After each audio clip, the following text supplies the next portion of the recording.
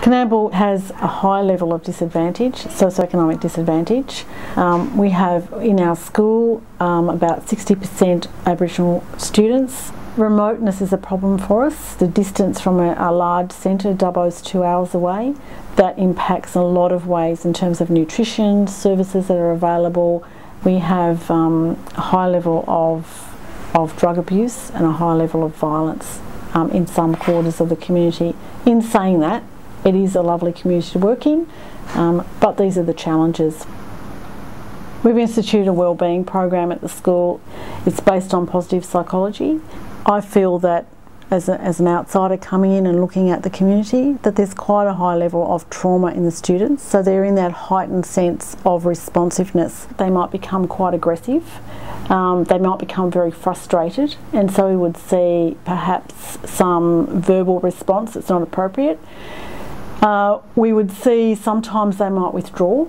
It depends on the child, but we try very hard to give them some skills to calm down, maybe to walk away from the situation and then re-enter.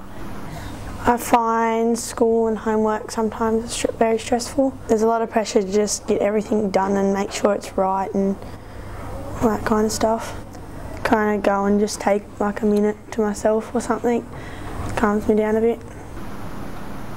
My mantra is high expectation for every person in our school community, and I would ask that the community are on board with that.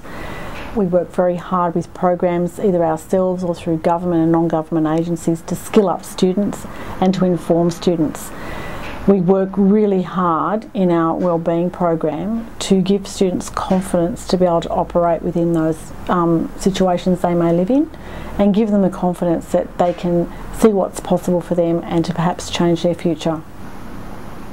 I don't really know plans for the future. I kind of want to like finish year 12 and go to TAFE and like just go from there. I don't know if I'm going to be working or still studying. A bit anxious about the future, yeah.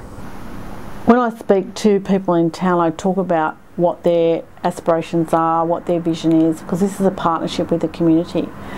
But the school is in a situation where we were able to put on the table a certain number of things that can happen for students. Students are our future, and the town as a whole also want a future. So I say to them quite unapologetically, this is your chance.